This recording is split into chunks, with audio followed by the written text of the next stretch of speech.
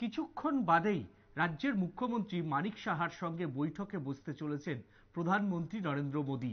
বিকেলে রাজ্যের মুখ্যমন্ত্রী মানিক সাহার সঙ্গে বৈঠক করবেন প্রধানমন্ত্রী, এমনটাই খবর।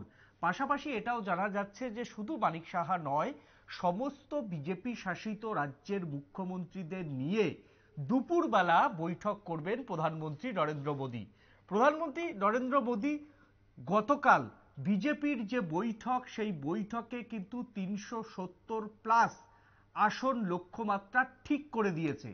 প্রধানমন্ত্রী খুব ভালো করেই বোঝেন যে ৩৭০+ বা আপকি বার ৪০০ পার এইটা যদি করতে হয় তাহলে বিজেপি শাসিত মুখ্যমন্ত্রীদের সবার থেকে বড় ভূমিকা নিতে হবে। কারণ মুখ্যমন্ত্রীদের হাতেই রয়েছে রাজ্যের উন্নয়নের ক্ষমতা। কেন্দ্রের যে উন্নয়নের টাকা সেটা কিন্তু মুখ্যমন্ত্রীদের হাত দিয়েই বেশিরভাগটা খরচ হয়। তাই এই ক্ষেত্রে মুখ্যমন্ত্রীদের নিয়ে লোকসভার আগে আরও একটি গুরুত্বপূর্ণ বৈঠক করবেন। কি সেই বৈঠক, কোন কোন রাজ্যের মুখ্যমন্ত্রীরা থাকবেন, এটা নিয়েই আমি কথা বলে নেব আমাদের প্রতিনিধি অঙ্কিতা।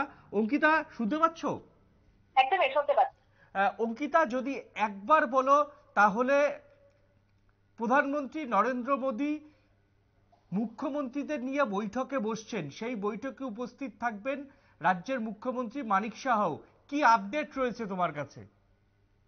একদমই, দেখো, নতুন দিল্লির যে ভারত মণ্ডপ, সেই ভারত মণ্ডপে কিন্তু বিজেপির নেতা কর্মীদের সাথে দুদিনের জাতীয় সম্মেলন অর্থাৎ ন্যাশনাল কনভেনশন শুরু হয়েছে।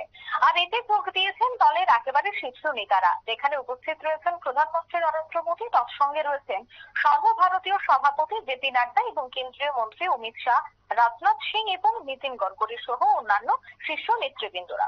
বিশেষ করে বিজেপি শাসিত যে সমস্ত রাজ্যগুলি রয়েছে, সে সমস্ত রাজ্যগুলির মুখ্যমন্ত্রী, জাতীয় এবং রাজ্য স্তরের যারা নেতৃবর্গ রয়েছেন, তারা ছাড়াও সাংসদ এবং বিধায়করা কিন্তু সেই কনভেনশনে উপস্থিত রয়েছেন। আর সম্মেলনে নেতৃবৃন্দ প্রায় ১১,৫০০-রও বেশি প্রতিনিধিদের সঙ্গে আসন্ন লোকসভা নির্বাচনের জন্য দলের রণকৌশল ঠিক করবে।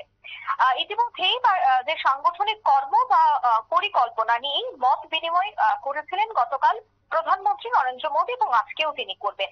ইতিমধ্যে সূত্র মারফত আমরা খবর পাচ্ছি যে আলোচনায় মূলত দুটি সিদ্ধান্ত নেওয়া হবে। সেটি হচ্ছে, দলের যারা প্রবীণ নেতারা রয়েছে তাদেরকে সর্বপ্রথম প্রাধান্য দিতে হবে। অর্থাৎ বহুদিন যাবৎ যারা বিজেপি করে এসেছেন, যারা এখন আর তেমন ভাবে বিজেপিতে বা মিটিং মিছিলে এখন দেখা যাচ্ছে না, তাদেরকে এবার সামনের সারিতে নিয়ে আসতে হবে। অর্থাৎ প্রবীণ নেতাদের উপর জোর দেওয়া বা তাদেরকে সামনের সারিতে নিয়ে আসার একটা গুরুত্বপূর্ণ আজকের বৈঠকে কথা হতে পারে। অন্যটি হচ্ছে যে ৩৭০-টিরও আসন যে জয় সুনিশ্চিত করতে চাইছে এবার বিজেপি, তা নিয়ে মুখ্যমন্ত্রীদের সাথে সরাসরি কথা এবং তাদেরকে মূলত এর দায়িত্ব দেওয়া হবে।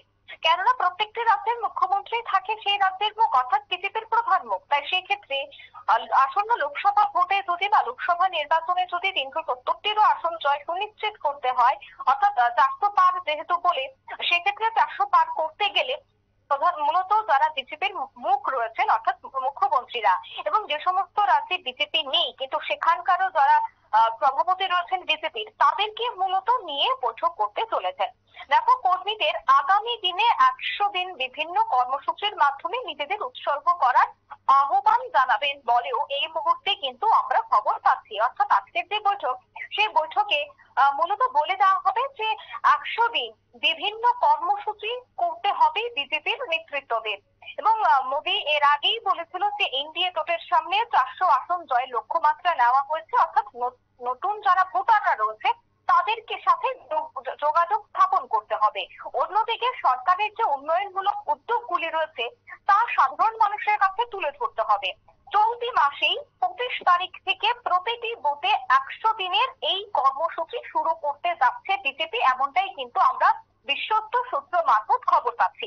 আরেকটা বিষয় হচ্ছে যে এই সম্মেলনে বিজেপির যে সভাপতি অর্থাৎ জেপি নাড্ডা, তিনি বলছেন যে প্রধানমন্ত্রী নরেন্দ্র মোদীর নেতৃত্বে এই দশকটি ছিল একেবারে সাফল্যে পরিপূর্ণ। 30 বছর পর 2024 সালে একেবারে নিরঙ্কুশ সংখ্যাগরিষ্ঠতা নিয়ে একটি অঙ্কিতা, যে সরকার প্রশ্নটা গঠিত। করব, দেখো প্রধানমন্ত্রী নরেন্দ্র মোদী শুধুমাত্র তোর রাজ্যের মুখ্যমন্ত্রী মানিক সাহাকে নিয়ে বৈঠক করবেন না। বৈঠকটা যতদূর এখনো পর্যন্ত দিল্লি সূত্রের খবর, সমস্ত বিজেপি শাসিত রাজ্যের মুখ্যমন্ত্রী।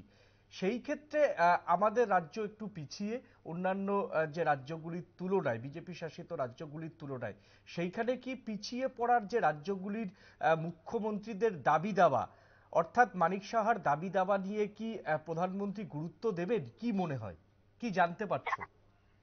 দেখো, পিছিয়ে পড়া বা সেই বিষয়টা নিয়ে আমি এখন কিছু বলছি না, কেননা আমরা এর আগেও দেখেছিলাম যে প্রধানমন্ত্রীর সাথে দেখা করেছিলেন রাজ্যের মুখ্যমন্ত্রী এবং তিনি রাজ্যের উন্নয়ন নিয়ে একাধিক বিষয়ে কথা বলেছেন এবং সেই জায়গায় মুখ্যমন্ত্রী সহ অন্যান্যদের তরফ থেকে জানা গেছে যে রাজ্যের উন্নয়নের জন্য তিনি যা যা আবেদন করেছিলেন প্রধানমন্ত্রীর কাছে সবটাই সফল হবে এবং রাজ্যের যা চাওয়া বা পাওয়া রয়েছে রাজ্যবাসীর প্রত্যেকটাই প্রধানমন্ত্রী পূরণ করবে বলে মুখ্যমন্ত্রী কিন্তু বলেছিলেন।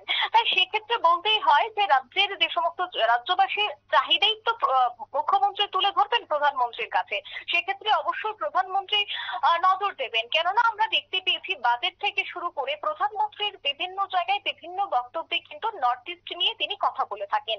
নর্থ ইস্টকে কিভাবে ডেভেলপ করা যায়, যেহেতু ত্রিপুরা নর্থ ইস্টের মধ্যে একটি রাজ্য, সেক্ষেত্রে কিন্তু ত্রিপুরা যথাসম্ভব উন্নত করার জন্য এক প্রকার চেষ্টা অবশ্যই করবেন প্রধানমন্ত্রী, এমনটাই কিন্তু বিজেপির নেতা নেতৃত্বরা বলছেন। তারা বলছেন যে যে সমস্ত চাহিদা বা যে সমস্ত দাবি এই মুহূর্তে প্রধানমন্ত্রী থেকে শুরু করে স্বরাষ্ট্রমন্ত্রীর সামনে তুলে ধরা হয়েছে প্রত্যেকটাই পূরণ করা হবে, এমনটাই দিল্লি থেকে বা প্রধানমন্ত্রী থেকে আশ্বস্ত করা গেছে। কিন্তু এখন দেখার বিষয় যে আজকের যে এই বৈঠকে প্রধানমন্ত্রী থেকে শুরু করে অমিত শাহ বা জেপি নাড্ডা তারা তাদের কর্মসূচির কথা তুলে ধরলেও সেই জায়গায় রাজ্যের মুখ্যমন্ত্রী কি কি দাবি তুলে ধরেন এবং তা পূরণে কতটা অগ্রগতি দেখায় বা অঙ্কিতা, এই অগ্রণী ভূমিকা বৈঠকে কি দেখায় বিজেপির প্রধানমন্ত্রী সেটাই সর্বভারতীয় দেখায়। সভাপতি জেপি নাড্ডা থাকবেন? কিছু আপডেট পাওয়া গেছে?